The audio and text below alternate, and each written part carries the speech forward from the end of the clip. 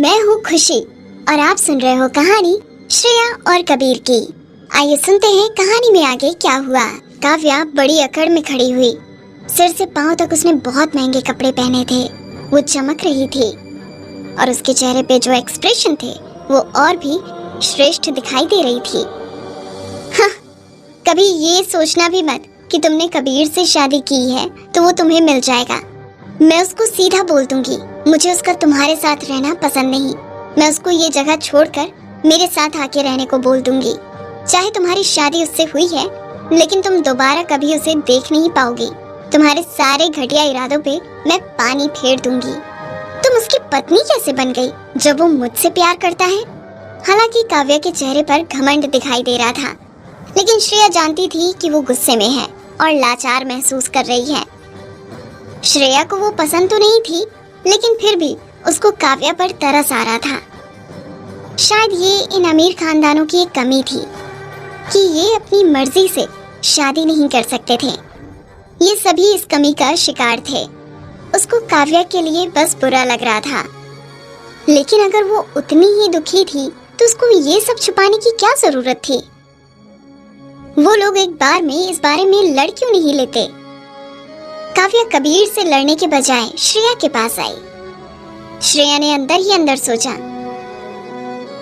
मैं नहीं जानती थी कि चीजें इतनी उलझी हुई हैं, वरना तो कभी इतनी आसानी से इस शादी के लिए राजी नहीं होती।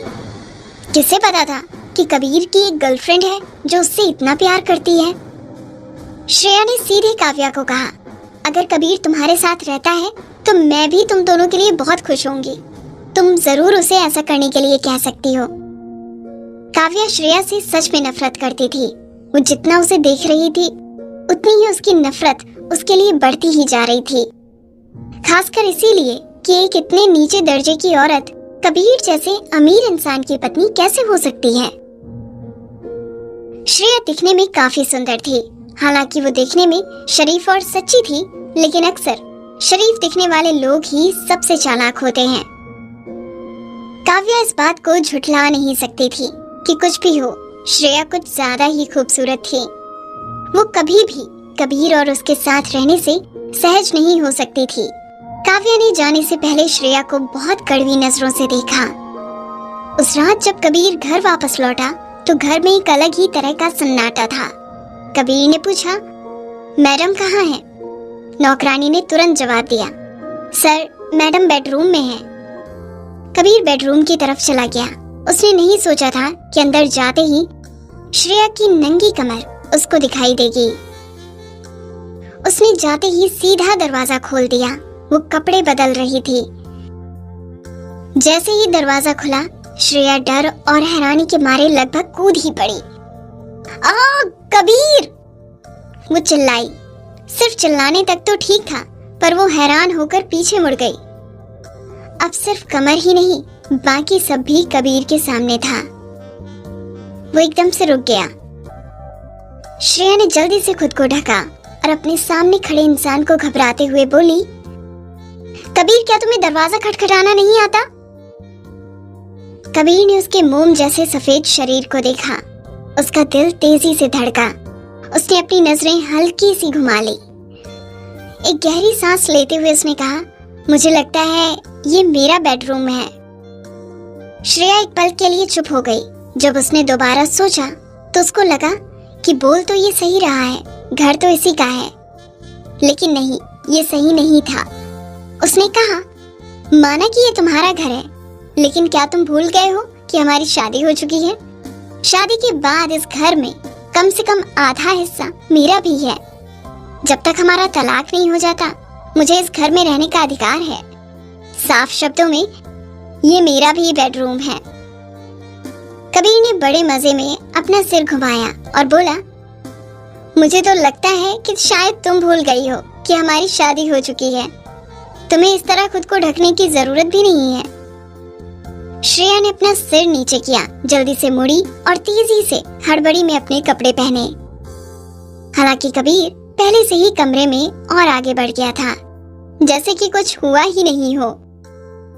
उसने अलमारी खोली, एक फोल्डर निकाला और चुपचाप वहां से निकल गया। श्रेया खड़ी रही, और उसको जाते हुए देखा। उसने अपनी पलकें हैरानी से झपकाते हुए सोचा, ये कबीर यहाँ क्या कर रहा है?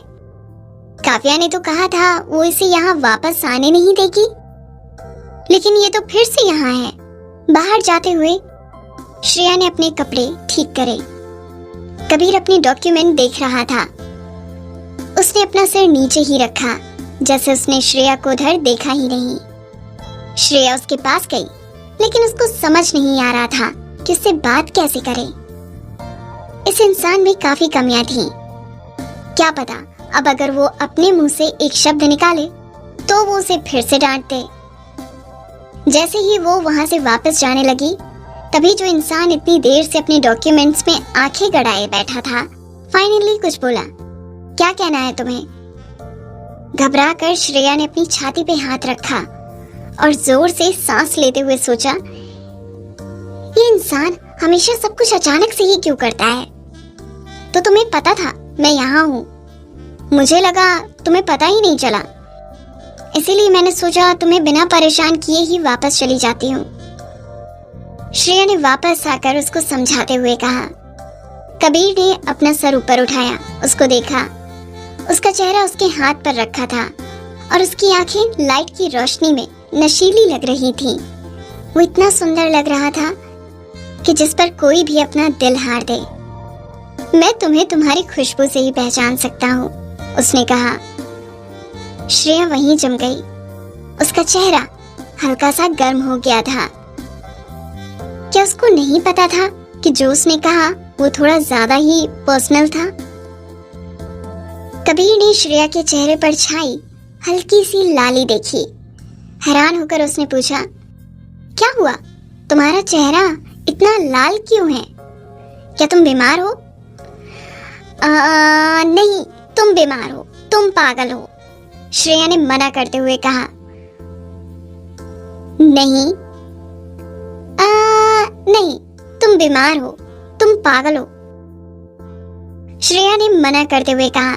नहीं, मेरा चेहरा कोई लाल नहीं है, जरा भी नहीं। श्रेया को ऐसा लग रहा था जैसे वो कुछ भी छुपा नहीं सकती और उसका फायदा भी उठाया जा रहा है। उसने मन में सोचा कि वो कबीर के लायक बिल्कुल भी नहीं है। हालांकि वो खुद को एक पेशेवर एक्टर समझती है, लेकिन कबीर शुरुआत से ही उससे ज्यादा प्रोफेशनली बिहेव कर रहा है। उसने साफ तौर पर अपने निजी मामलों को अपने व्यापार से अलग रखा था। उसका मानना था कि कबीर ऐसा इसलिए कर पा रहा है क्योंकि उसके पास प्यार करने को कोई है, इसीलिए वो अपने जज्बातों को बीच में आने नहीं दे रहा। उसके मुकाबले कबीर सच में एक प्रोफेशनल था। वो पूरी तरह से काव्या के प्रति वफादार था, जो उसे हार नहीं सकती थी। जब वो ये सब सोच रही थी तो कबीर ने उसके चेहरे के भाव बदलते हुए देखा और उसको पूछा, तुमने मेरी बात का जवाब नहीं दिया, क्या तुम्हें कुछ कहना है?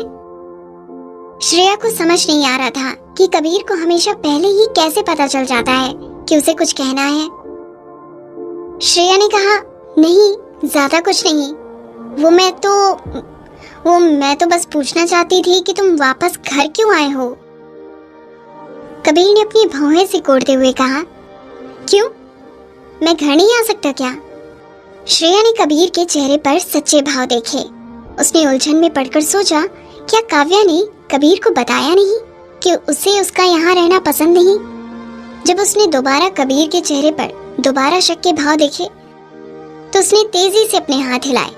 वो उसके और काव्या के बीच में नहीं आ सकती थी, क्योंकि काव्या ने अभी कुछ नहीं कहा था, तो श्रेया को लगा कि उसे कबीर से इस बारे में कुछ नहीं कहना चाहिए।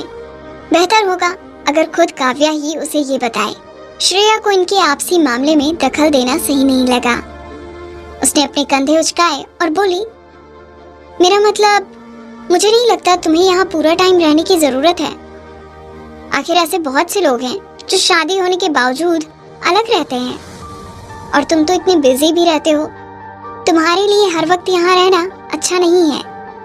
कबीर ने तिरछी नजरों से उसको देखते हुए पूछा, क्यों? मुझे बस ऐसा लगता है कि काव्या को तुम्हारा मेरे साथ रहना अच्छा नहीं लगता। बेहतर होगा अगर तुम यहाँ ना रहो। कबीर को ये सुनकर हल्का सा झटका लगा। उसने कहा, मुझे लगा इस बारे में पहले ही बात हो चुकी है कि ये मेरा घर है और शायद हम दोनों इस बात से सहमत थे।